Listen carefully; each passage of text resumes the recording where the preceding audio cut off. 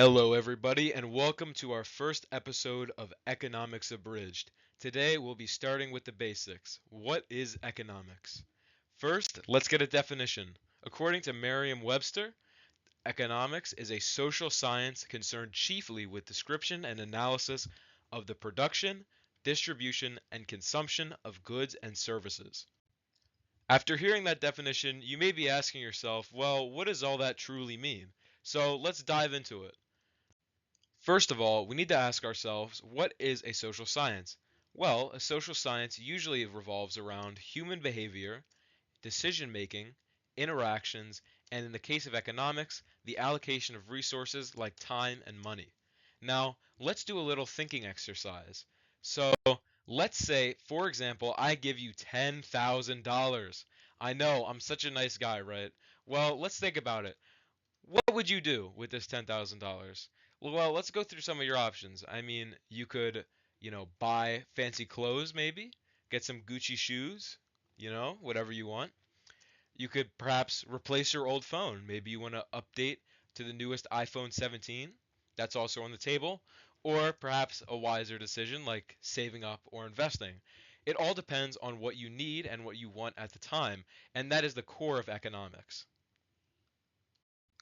Next, let's discuss what goods and services are. Firstly, a good is a physical item that satisfies a want or a need, like this jumping banana over here. On the other hand, a service is an intangible action or activity that satisfies a want or a need, and this could be a car wash or babysitting. All things like that are considered services. But how do these relate to production, distribution, and consumption? Well, let's jump right in and tackle these one by one. Production is responsible for creating goods and services, for example, designing or making a car. Next, distribution is concerned with getting goods and services to people, and this can mean, in our example, sending a car to a dealership. And finally, consumption is the use of goods and services. So for you, this would be buying the car from the dealership and driving it around, using it in your everyday life. Now we come to one of the most commonly asked questions in economics. What is the difference between microeconomics and macroeconomics? Well, first of all, microeconomics considers the choices of individuals, and this can mean individual consumers, individual businesses, or even individual markets.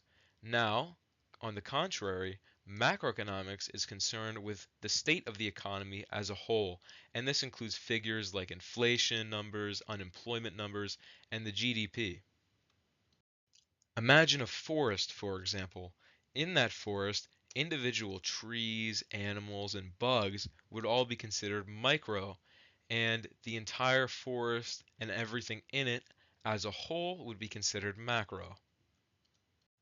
So tying this all together, it begs the question, why does economics matter?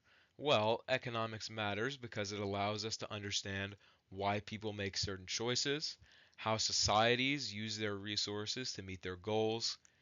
It allows us to predict general trends in the economy and course correct.